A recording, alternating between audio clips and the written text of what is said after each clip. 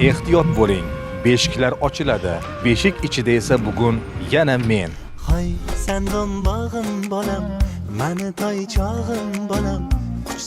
Toshkent shahrida ro'y bergan yana bir quvonchli voqea bugun meni yana ushbu beshikka yotishga majbur qildi. Hurmatli fuqarolar, suyunchi bering. Toshkent metropolitenida qiz bola chaqaloq dunyoga keldi. Quvonchli voqea aynan mana shu poytaxtimizdagi G'ofur G'ulom metro bekatida sodir bo'lgan.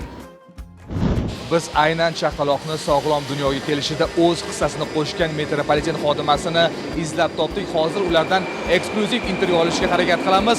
Hayajonlariga sherik bo'lamiz. Ketdik. Birinchi shu ichki ishlar xodimiga ming kattakon rahmat. Keldilar, xabar berdilar. Keyin platformada odam ko'p bo'lgancha tashlab keta olaysizmi dedilar. Odam berdilar, bilan chiqib ketdim tepaga. Jarayon qarasam, o'sha yetilib qolgan ekan. O'shanga boriga shukr shularni farroshlarim yonimda edi. Skuri chaqirib qo'ygandik, kelguncha bo'ladi deb o'yladik, ulgurmadi. Chaqaloq shoshilgan ekan. Eson-omon tug'ilib oldi. Bir o'zim eplolmasdim baribir. Metropoliten xodimlarining xabar berishicha, ushbu chaqaloq ayolning ikkinchi farzandi ekan. Demak, metropoliten xodimlarining har biriga o'rgatiladi, aynan fuqarolarning salomatligiga yordam berish borasida ham. O'sha tez yordam kelguncha bo'ladigan yordam hammasi o'rgatiladi. Metropolitenda har bitta bekatimiz dori-darmonlar bilan, qon bosim o'lchash asboblari bilan, birinchi tibbiy yordam ko'rsatishga kerak bo'ladigan hamma narsa bilan ta'minlab qo'yishgan. Shunda bu poyezd ichida bo'lmayapti. Metroga tushish yo'ligida bo'lyapti. Chaqaloq sog'lom dunyoga kelganini ko'rib o'zingizni qanaqa his qildingiz? Ta'riflash juda qiyin. Tug'ilganda yig'ladimi? Yo'q, boshida yig'lamadi, ko'karib qoldi. Nafasi juda sust, orqasiga urib ozgina, keyin yig'latdik. Xuddi kinolardagidek. Ishonish qiyin bu narsaga juda ham. Ko'pchilikni qiziqtirayotgan savol.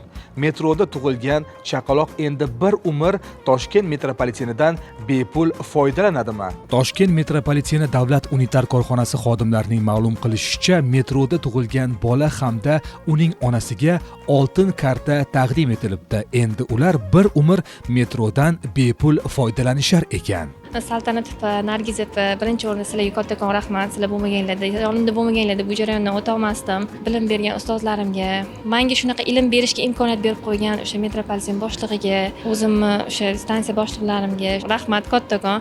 Shunaqa jamoada ishlayotganimdan juda ham xursandman. Men ishimni juda ham yaxshi ko'raman. Mana hozir yillar o'tib, siz dunyoga kelishida yordam bergan chaqaloq ham ushbu lavhani ko'rishi mumkin. Unga nima degan bo'lardingiz? Qizalog'im derdim. Qo'limga olganda dunyoni katta chiroyli mo'jizasini qo'limga olgandek bo'ldim. O'ylagan hamma yaxshi niyatlariga yetsin.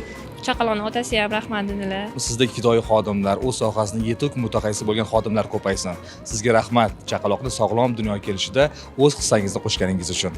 Iloyim doim sog'lom yursin. Ona bola sog'lomligidan men juda ham xursandman. U farzandi shunaqa inson bo'lsinki, doim hamisha faxrlanib yursin.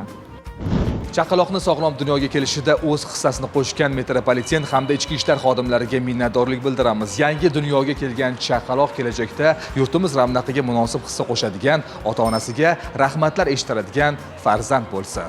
Chaqaloqlar tug'ilaversin, biz esa ular haqida lavha tayyorlashdan hech ham charchamaymiz. Endi bir amallab beshidan chiqsam bo'ldi. Bu yog'ini olish shart emas.